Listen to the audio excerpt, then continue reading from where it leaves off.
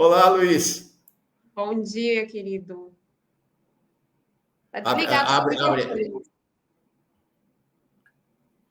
Bom dia, Rebeca, Mauro. Prazer grande estar com vocês e com todas e todos que nos acompanham. É o Enquanto Anoitece, Mauro. Enquanto Anoitece, é isso aí. Fantástico. Rebeca, não é grande, é um romance curto, né, Luiz? É pequeno, é. Eu vou atrás. Vou para ler também. É lindo. Bom. Bom, você veio segunda. Foi tão importante que a gente combinou de você voltar hoje, quinta-feira, inclusive com um pouco mais de tempo para conversar. Você veio segunda sobre o impacto, né, da descoberta, da revelação dos mandantes do assassinato de Marielle, e a gente começou uma conversa, começamos a te escutar sobre o processo da degradação político-institucional, econômica, social do Rio de Janeiro. E a gente, então hoje, vamos continuar a conversa. Por onde você pega o fio da meada, Luiz? Olha, Mauro, eu acho que um ponto que já foi objeto da nossa conversa na segunda-feira, mas merece ser sempre lembrado, reiterado, e que pode ser o disparador, né, do nosso papo hoje, é um ponto político. Eu tenho dito insistentemente que, no fundo, a nossa questão no Rio de Janeiro é política, porque não adianta imaginar iniciativas localizadas na segurança pública, convocar quem tenha boas ideias, redefinir os caminhos de segurança com algumas reformas tópicas aqui e ali das polícias. É claro que isso tudo faz parte, isso tudo tem o seu lugar e vai cumprir em algum momento o seu papel, embora sejam sempre limitadas as alterações que se possam fazer quando nós temos um modelo policial herdado da ditadura consagrado na Constituição, o que exigiria então, uma refundação para a qual não há nenhum espaço político hoje, não é? Porque seria necessária a participação do Congresso Nacional. Enfim, isso está fora da agenda, porque é irrealista hoje. Mas, enfim, as iniciativas especificamente ligadas à segurança seriam sempre importantes, mas não seriam capazes de promover as grandes mudanças necessárias, porque a origem é política. E se nós reconhecermos que se trata aí então, de uma grande blindagem política para esses grupos que atuam no interior das instituições policiais, para que eles ajam como têm agido, esses grupos corruptos e brutais, que, por um lado, intensificam o racismo, aprofundam as desigualdades, com as incursões policiais, com as execuções extrajudiciais, e, por outro lado, não investigam, obstruem justiça, né? Negociam a impunidade ali no balcão de negócios, como disse a Polícia Federal. Né? Enquanto a gente não observar, não reconhecer que há essa blindagem política protegendo essa turma, blindagem política que envolve judiciário e Ministério Público, se a gente não entender isso, a gente não vai ser capaz de ir adiante, vai bater na parede sempre. Eu tive o meu momento com a nossa equipe, com um esforço em 99 e 2000, a gente avançou algumas etapas e bateu na parede, tive que fugir do país, enfim, as ameaças se sucederam e nós tivemos de recuar, fomos derrotados. Alguma coisa ficou, mas houve uma derrota que tem que ser reconhecida. E houve outros momentos em que alguns colegas, parceiros, tentaram avançar alguns degraus, logo se encontra um obstáculo. Sempre que você começa a mexer com alguma coisa que faça diferença, você recebe a resposta sob forma de ameaça e, mais adiante, de um obstáculo intransponível, que é a suspensão do projeto, exoneração, enfim, todo tipo de boicote. Teve que sair do país na época, né, Luiz Eduardo? Sim. Eu saí, eu fiquei 1 ano e pouco fora do Brasil e 2 anos fora do Rio de Janeiro. Quando eu voltei graças a um convite generoso do Tarso Genro, lá no Rio Grande do Sul. Fui trabalhar com ele, ele era prefeito naquela ocasião, e eu achei que não haveria problema ficar lá, estava distante daqui, até porque a ameaça que eu acho mais... que havia de todo tipo, né? Mas essa que eu achei mais, assim, mais desavergonhada, dizia o seguinte: olha, você vai morrer, mas não é nada pessoal, não. Parece filme, né? Não parece.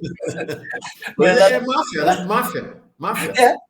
Não é nada pessoal. Você vai morrer muitos anos na frente, quando você estiver no ostracismo, ninguém se lembrar mais, e vai parecer um assalto num sinal de trânsito. Nossa. Então, vocês já sabem que, se for num sinal de trânsito, num assalto, pode ir atrás, tem alguma coisa aí. E nós confrontávamos aqueles limites, em última instância, são políticos. Por que isso se dá? Porque isso nos traz para uma questão política importante, que é a seguinte: já falamos sobre isso, né? A gente sempre pensa que alianças podem se dar no meio da política, porque, afinal de contas, são um instrumento mesmo de operação e de movimento estratégico. Você faz um arranjo tático numa certa conjuntura, compartilhando elementos de um programa, e assim vai se avançando. Nenhum problema, inclusive com adversários, na medida em que, em algum momento, haja uma confluência, né? Nós vimos isso na vitória contra o fascismo Sim. bolsonarista. Então, há momentos em que é possível e necessário fazer isso. Isso é uma coisa. Outra coisa diferente é a aliança com o crime. E eu tenho dificuldade em dizer isso, eu fico sempre temeroso de dizer, porque soa o udenismo moralista. Ele está chamando crime o corrupto, a corrupta, então não é possível, é preciso sempre saber qual é a ficha corrida de cada ator político para você saber se você pode ou não se relacionar com essa pessoa. Isso é matéria da justiça, se é o ator político, é reconhecido popularmente, vence eleições, etc. Não se trata disso, não é absolutamente nada moralista. Quando eu falo de crime, eu quero dizer aqueles que mobilizam meios de força para impor o seu poder, um poder local que se estabelece contra territórios e contra comunidades.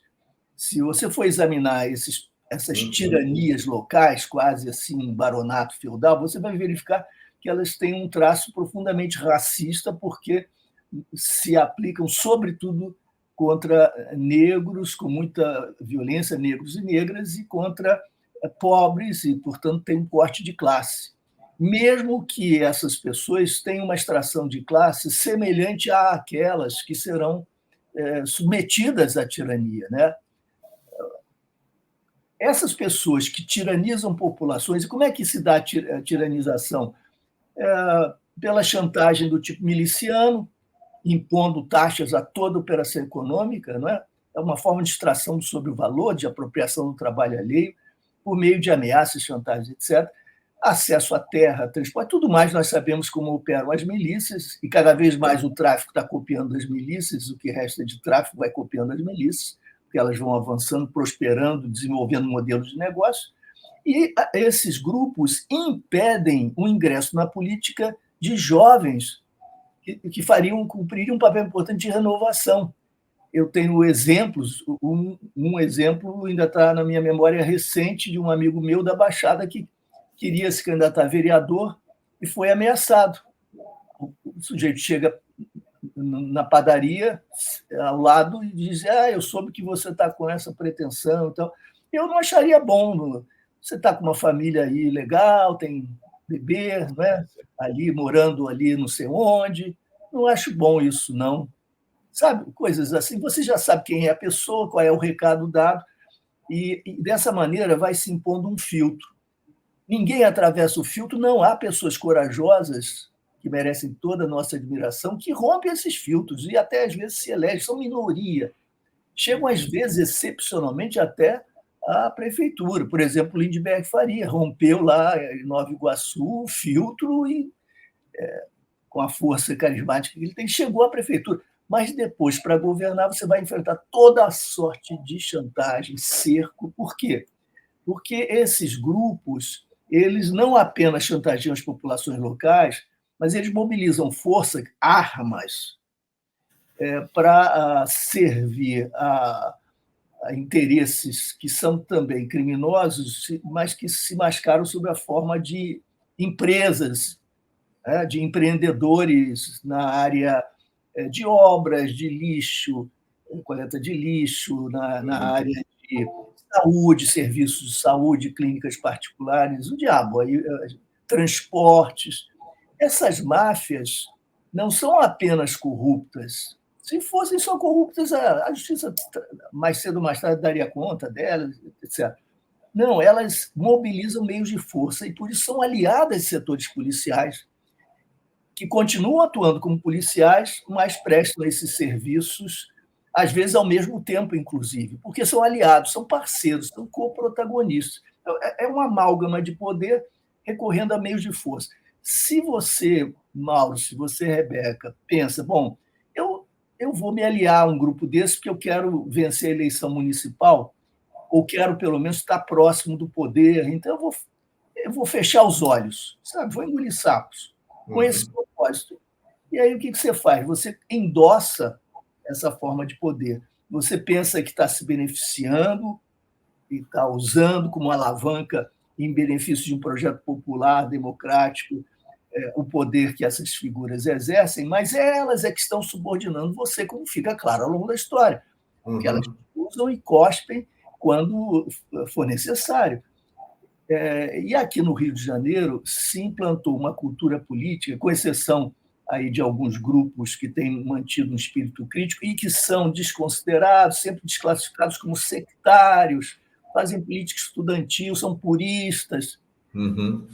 Podem ser, às vezes, sectários no discurso, mas a sua prática é uma prática que me parece absolutamente saudável e inteligente. Ele diz o seguinte, olha, não dá para sujar a mão de sangue. Esse não é um discurso puramente retórico, tem sentido. Os outros têm se aliado. Quais são os outros? Olha, aqueles que têm vivido a política do Rio, têm se profissionalizado nessa política e que, de uma maneira geral, acabam compreendendo que, sem engolir esses sapos e se aliar a bicheiros, a esses amálgamas tirânicos e milicianos, não há como avançar no Rio. E então fizeram, digamos, deram um abraço aí de Fausto, né? Mefistófeles, esse pacto fáustico, fizeram esse pacto fáustico. Com isso, nós vamos afundando cada vez mais no Rio de Janeiro. O primeiro abraço fáustico, lá atrás, em 82. Brizola foi eleito, uma vitória extraordinária, contra até o golpe eleitoral que lhe tentaram dar, e fez um governo importantíssimo. A sua vitória foi historicamente importante, mas teve de encontrar ali aliados, né, no velho chaguismo, porque era a terra arrasada no Rio de Janeiro, a ditadura tinha passado o trator. Então, a política real de clientela, com os contatos dos mais diferentes tipos, era aquela política que nós chamávamos fisiológica, e achávamos que isso era parte da democracia. Isso, com o tempo, vai sendo metabolizado, né? Com o tempo, avançando na democracia, a cidadania vai se ampliando, a participação, a consciência, e nós vamos superando esse estágio. Isso faz parte do estágio preliminar, digamos, de reimplantação da democracia no Brasil. Acontece que depois veio Moreira Franco, que traiu todo o esforço de renovação e democratização do Brizola, de Darcy, né? Com um retrocesso espantoso, destruição do projeto dos CIEPs, e aqueles anéis, aqueles nexos, aquelas ligações com os grupos problemáticos foram se ampliando. O Moreira levou para o Palácio os bicheiros. Existe uma foto famosa, até a imprensa conservadora, na época, criticou, etc., porque era assim, era muito ostensivo, né? E nós seguimos nesse caminho, aos trancos e barrancos, no período Marcelo Alencar, que 95 em diante, do PSDB, foi governador do PSDB, nós tivemos na Secretaria de Segurança um general Cerqueira, que declarava que tinha matado Lamarca com as próprias mãos, ele assumia isso. Alguém ligado profundamente à ditadura, no pior sentido, se é que haja um bom sentido pelo qual se possa estar ligado a uma ditadura. Mas o general Cerqueira implantou a premiação gratificação faroeste, famosa gratificação faroeste, que era uma forma de prestigiar e de remunerar com bonificações que se integravam aos salários aqueles policiais que se mostravam heróicos por atos de bravura. Vocês podem entender o que isso significava. É uma chancela para a violência policial ilimitada, inclusive execuções extrajudiciais. E nós tivemos, então, um momento de estímulo desses grupos. Esses grupos já tinham, historicamente, porque eles provêm ali dos esquadrões da morte e dessas autonomizações de nichos policiais, né, que não se enquadram na hierarquia, na disciplina da Polícia Militar, nem da Polícia Civil, e vão fazendo seus negócios de todos os tipos. Esses grupos se sentiram estimulados, animados, e avançaram. E nós temos personagens que são egressos desse tempo, que são hoje aí conhecidos, Rony Lessa, Adriano da Nóbrega, etc. Eles são emprestados para a Polícia Civil como adidos, e há um livro muito importante do Rafael Soares que conta essa história de forma preciosa, com toda a clareza didática e toda a documentação. Rafael Soares, o livro se chama Milicianos, publicado ano passado, ele cobre essa história com minúcias.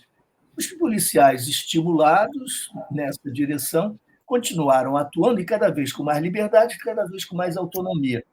Essa autonomia é a mesma que se empresta a quem mata na favela.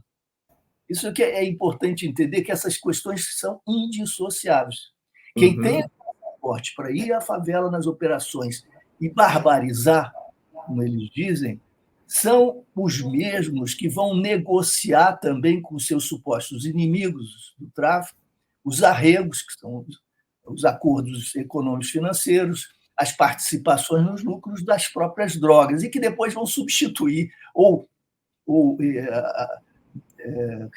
vão enfrentar e impor a nova ordem nas favelas para fazer o mesmo a partir de outra direção nas milícias. Essas figuras que começam nos esquadrões da morte, barbarizando nas favelas como policiais, se sentindo empoderados porque cada vez mais autônomos, eles começam a rearranjar a política interna das polícias. Eu digo o seguinte, se tornou muito difícil chegar à chefia da Polícia Civil ou ao comando da Polícia Militar. Nos últimos 20 anos se tornou muito difícil chegar lá e se manter um mínimo de estabilidade sem fechar os olhos para o que está acontecendo ao seu lado. No mínimo. Então, a melhor suposição é de que a pessoa foi, enfim, cúmplice por omissão, por inércia. Geralmente, não é assim que acontece. Quem está lá comanda o balcão de negócios. Né? Essa história de cada delegacia receber dinheiro de bicheiro, isso está denunciado há muitas décadas, não é há muitos anos, há muitas décadas. Hélio Luz delegacias e batalhões da PM também, né? E batalhões da PM. Né? Eu me lembro de situação em que, tendo ido trabalhar com Lindbergh em Nova Iguaçu, na secretaria que nós criamos de prevenção da violência, valorização da vida, eu ter de conversar com o comando da Polícia Militar, que era sério, bem intencionado naquele momento, e pedir que houvesse alguma intervenção ali na Baixada, porque estava muito feia a coisa, a participação de segmentos da PM, não só barbarizando, como também se articulando com o bicho, não apenas, e com os grupos esses que operavam os poderes locais na Baixada e já no Rio de Janeiro, etc. E a resposta que eu recebi foi contundente. Olha, é claro que eu sei que está acontecendo isso, né? Não sou ingênuo, mas é impossível manter o comando sem aliança com esse pessoal. Nós caímos em poucos dias. E nós sabemos que, efetivamente, há um poder de desestabilização grande, né? Vocês podem imaginar a confusão que podem armar esses grupos. Um parênteses, quando eu estava dando alguns passos mais ousados como subsecretário de Segurança no Rio, eu recebia a informação do setor de inteligência, que trabalhava mais próximo, olha, e do Disque Denúncia também, dizendo, olha, eles estão montando um atentado contra você. E 2 dias depois, a CBN dá a notícia de que eu fui vítima de um atentado com a minha filha. E eu ouvi no rádio a notícia. Você imagina a situação, né? Aí, rapidamente, a gente entrou em contato com a rádio, eles se desculparam e redefiniram, informaram que não era verdade, etc. Mas há todo tipo de perversidade para criar desestabilização, e as ameaças eram de, bom, nós vamos barbarizar nas favelas, matar 15, 16 garotos e botar na sua porta. Coisas assim. E por aí vai. Quando a gente começa a pressionar, a gente percebe que os comandos dependem do equilíbrio interno. Essa história de não há política na polícia, bom, não deveria haver influência da política partidária, certamente, mas a política interna, a corporação se dá, evidentemente, são relações internas, disputas, conflitos, etc. E de interesses corporativos. Uhum. E aí as alianças se fazem, e todos sabem. A história triste é a seguinte: ninguém é ingênuo dentro das polícias. Todo mundo sabe quem é quem, pelo menos os principais protagonistas são conhecidos, e quando há uma certa indicação, os outros respondem rapidamente. Por exemplo, na capa do Globo, quando eu caí, quando eu fui exonerado, a capa toda era dedicada a essa notícia. Havia várias declarações. Uma delas era do então chefe de polícia civil, que tinha acabado de ser nomeado, e essa nomeação foi uma das razões pelas quais houve o rompimento com o governo, porque eu não aceitava, etc. E esse chefe da polícia, recém-nomeado, dizia: que ótimo, agora nós vamos poder trabalhar com liberdade. Esse sujeito só falava em direitos humanos. Está lá, a frase estampada, dá bem a medida. E, a partir dali, nos meses seguintes, foi uma explosão de violência policial, banhos de sangue, chacinas, etc. Eu quero dizer o seguinte: esse jogo é um jogo político no sentido elevado e no sentido menor. Os atores entendem e leem as sinalizações. E eles sabem o que significa alguém indicado para um posto. Eles leem, quando Bolsonaro diz as barbaridades que diz, ele está autorizando esses setores a emergirem com mais força e se autonomizarem.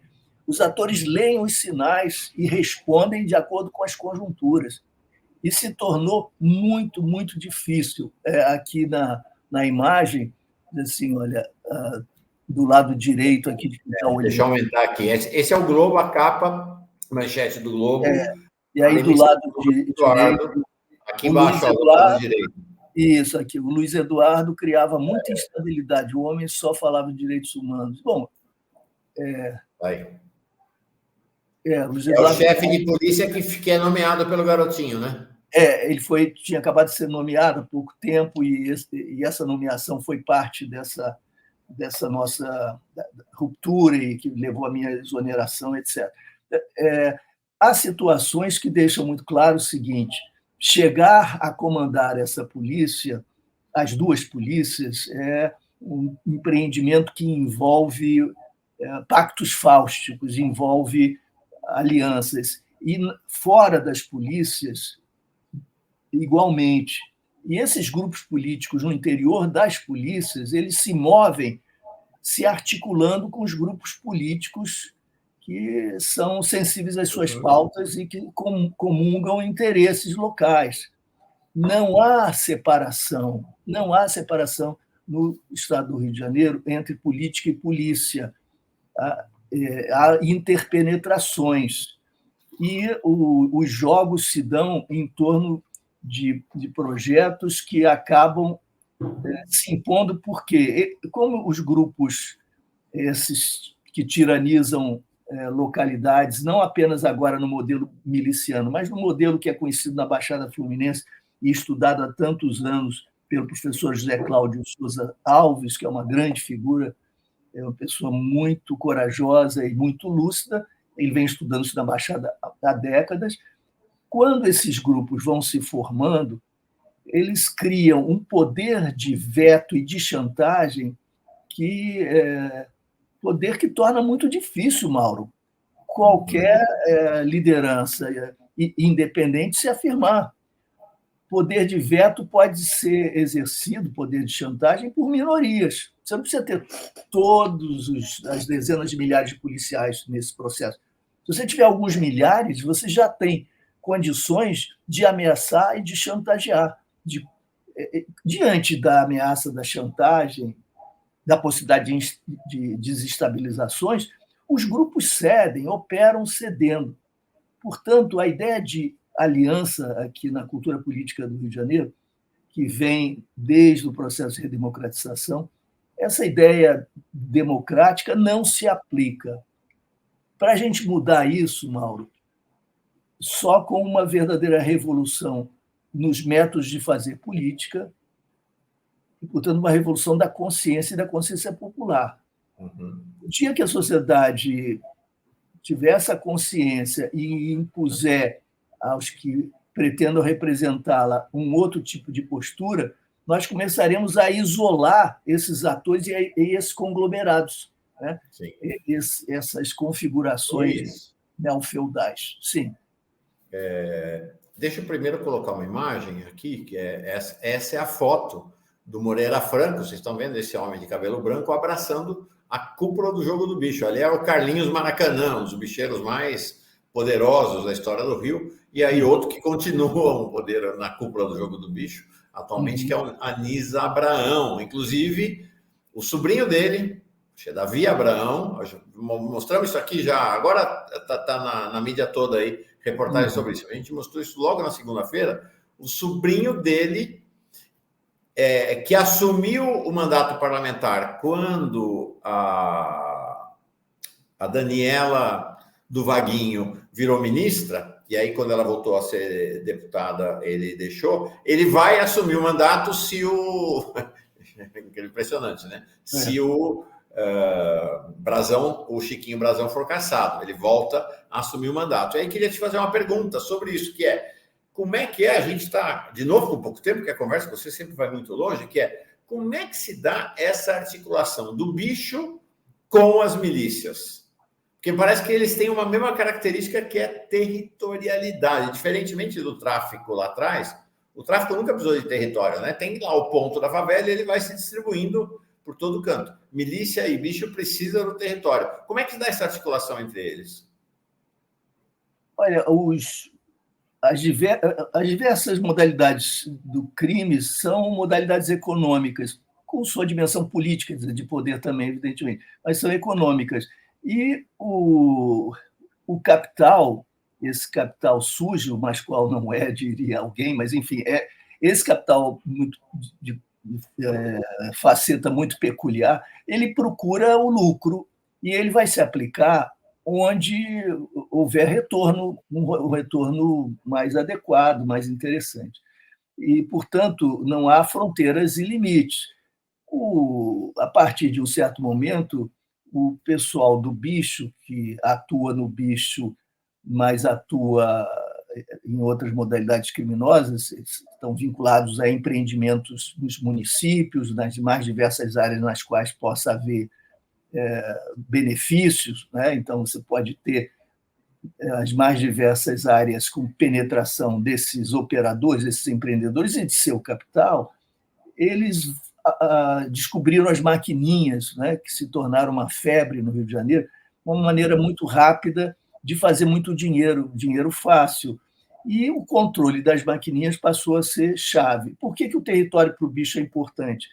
Porque corresponde à reserva de mercado. né? Se todo mundo situar, distribuir as suas maquininhas pelos mesmos bares, nos mesmos locais, nas mesmas áreas, vai haver uma competição com prejuízo para quem estiver investindo. Então, há um acordo, em geral, há um acordo territorial de distribuição desse mercado, né? Tordesilhas, você fica nessa região, fico nessa, os nossos interesses assim podem se harmonizar. E há traições aos acordos, há esse ímpeto de colonização, invasões de territórios, isso corresponde a assassinatos, crimes, sangue, depois há uma recomposição, uma repactuação, e nós voltamos ao momento de estabilidade e harmonia. Isso caracteriza o bicho e caracteriza também as milícias, porque as milícias dependem do controle territorial e comunitário, quer dizer, do controle do território e da comunidade que lá vive, para que eles imponham, por chantagem, em função da força, taxação sobre todas as práticas econômicas, como nós sabemos, controle e o controle das mais diversas áreas. Isso requer força, não é? E os bicheiros e os milicianos, muitas vezes, são os mesmos, muitas vezes são sócios, são modalidades distintas de exercício da força. Grandes operadores dessa força são esses hiperpoliciais, esses rambos, que têm grande competência como matadores profissionais e que não só... Breno da Nóbrega, Rony Lessa, esses, essa turma toda, que permaneceu impune, Rebeca e Mauro, ao longo de décadas. Todo mundo os conhecia, mas ninguém ousava tocá-los, porque eles estavam sempre, não só por eles, mas porque eles estavam sempre ligados a chefes de máfias, e eles eram capazes de garantir a impunidade pelos acordos com as polícias, acordos regados a muito dinheiro. Então, nós temos a cooptação de setores policiais em função da grana que corre aí. E não só da grana, porque muitas vezes, além da grana, a ambição se eleva e alguns grupos policiais dizem, não, nós podemos entrar nesse negócio, não só receber aqui. Né? Como entrar nesse negócio? Vamos atuar numa determinada área, num certo bairro, num certo território, e vamos construir a nossa própria milícia, não é? Ou vamos nos associar a uma certa liderança miliciana, porque isso é muito rentável. O fato é que as polícias têm um poder de desestabilização muito grande, ninguém tem coragem de chegar próximo, não só porque pode morrer, mas porque, se é político, pode ver o seu destino aí, encerrado brevemente, precocemente, e nós continuamos empurrando com a barriga esse estado de coisas, em que política e polícia e crime deixam de se dissociar. E a problemática não é moral ou da corrupção. É também, mas não é isso que é decisivo. Essa é uma problemática para a democracia, é uma problemática política. Como é que pode haver democracia se o voto está submetido aos filtros seletivos, os currais eleitorais chantageiam a população a todo momento, pressionando pelo voto, inibindo campanhas no interior dos territórios, né, censurando e impedindo a presença de certos candidatos, certas candidaturas. Nesse contexto, aqueles que chegam à Assembleia ou a posições de governo multiplicam o seu poder e a sua capacidade de exercer ameaças, chantagem, etc. Então, há um ponto de não retorno que nós não conhecemos, mas que pode já ter passado, ou pode estar próximo, porque os mecanismos já estão degradados, aqueles mecanismos de controle. O Ministério Público, claro, tem segmentos honrados e corajosos que são ativados aqui e ali, mas o Ministério Público assistiu a todo esse processo inerte, não é? Sancionando, chancelando, endossando o genocídio, por exemplo. Eu me refiro sempre aos 20.791 mortes provocadas por ações policiais de 2003 a 2022, dos quais 20.791, das quais menos de 10% chegaram aos tribunais. Isso significa que o Ministério Público não prestou a denúncia, não apresentou a denúncia. Por que razões? Os inquéritos estavam insuficientemente instruídos, ou a palavra do policial merece fé pública e se impõe a todas as outras provas, mas provas que não há, porque o trabalho da perícia não é realizado, porque o corpo enfim, a região, a área em que ocorrem as mortes são áreas movidas, mexidas, etc., inviabilizando a perícia adequada, ou as testemunhas não são ouvidas, não são procuradas, e elas próprias se sentem acuadas, ameaçadas. Então, diante disso, vale a palavra do policial e encerra-se o assunto. O fato é que o Ministério Público foi tolerante com tudo isso. Sim. Não é? E, de modo que não basta isolar o problema nas polícias, é preciso entender que a justiça criminal, a justiça com algumas decisões inacreditáveis, tomadas em fim de semana, liberando matadores conhecidos que operam nesses esquemas. Então, a justiça, o Ministério Público, as polícias e a política estão se entrelaçando nesse processo de degradação, gerando médias tiranias por aí, como se fossem baronatos feudais, gerando um verdadeiro arquipélago que é muito difícil desmontar e vencer. Luiz, sim, a gente vai ter que encerrar, já que começou o Fórum Global, mas impressionante. A gente aumentou de meia hora para 40 minutos e está evidente, né, turma? Insuficiente. Precisamos continuar conversando. Se você puder, nosso mestre, na semana que vem, veja um dia que seja possível para você. Eu vou te fazer uma proposta nos bastidores, mas para a gente ter o Luiz, Rebeca, como único entrevistado, a gente faz 1 hora de conversa, porque eu estou aqui com 10 perguntas na cabeça para você, para ir desdobrando o que você traz. Né? Tem muitas coisas para colocar, né? Que é o fato, né, de os delegados não apenas se comporem com o bicho, mas eles começam também a se compor com determinada facção do bicho. Então, você tem o delegado que é o delegado do Belo, você tem o delegado que é o delegado do Rogério Andrade, e aí a situação realmente é muito dramática. Vamos fazer um recorte, evidentemente, e se você puder, vamos continuar semana que vem, Luiz. Acho que vamos lá. Bem. Tá bom? Vamos lá, com prazer. Luiz, um abraço para você. Obrigada, querido. Muito obrigado, Rebeca. Obrigado, Mauro. Obrigado, comunidade. Um abraço. Se você é de Páscoa, boa Páscoa. Se não é de Páscoa, bom descanso aí nesse feriado. Até a semana que vem.